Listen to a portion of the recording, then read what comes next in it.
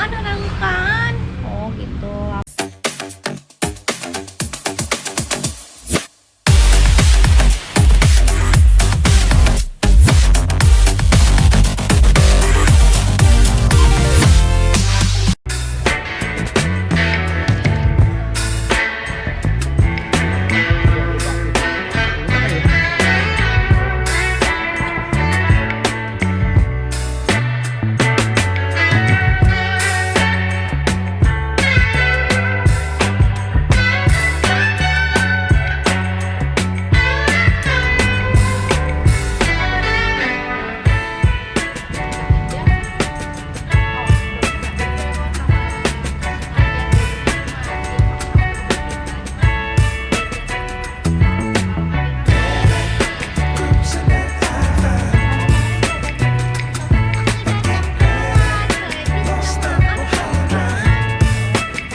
Kebetulan lagi ngopi, tadi sedikit banyak menyimak acara apa sih Mbak? Acara apa? Sebelumnya kenalin dulu loh. Oh iya, perkenalkan nama saya Kak Meta, panggilannya Meka. Meta. Oh, Meta. Kak Meta dari Kampung Dongeng Indonesia. Oke. Nah, hari ini diundang sama komunitas guru belajar buat sharing tentang Storytelling 101, sebuah seni menasehati tanpa menggurui. Jadi memang bagaimana storytelling itu sebenarnya dibutuhkan, terutama untuk menanamkan pesan-pesan moral, nggak cuma pada anak kecil, bahkan bisa untuk remaja, bahkan bisa juga untuk dewasa. Nah, tadi sharing sama guru-guru bagaimana sih teknik-teknik yang luas bercerita, asyik, tapi juga ada pesan-pesan di dalamnya.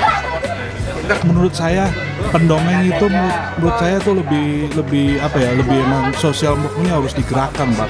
Nggak cuman pendidik ya Mbak ya, orang tua juga perlu ya Mbak ya.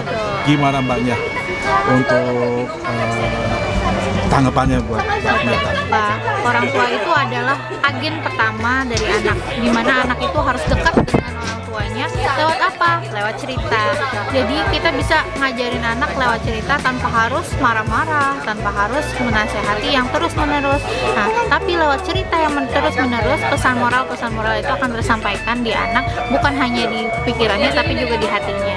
Jadi sebagai orang tua, sebagai pendidik, itu kita harus menanamkan modal bercerita untuk anak-anak kita. Satu pesan cerita, hebatkan anak bangsa.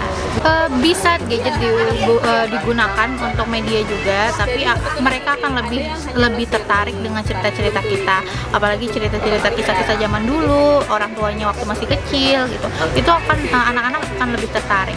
Gadget itu boleh digunakan asal seperlunya dan secara bijaksana, dan harus diawasi karena gadget juga ada fungsinya yang bagus ya kan. Nah, tapi yang penting bagaimana orang tua mendampingi anak-anak dalam penggunaan gadget, dan bagaimana orang tua mendampingi anak-anak dalam keseharian melalui cerita-cerita.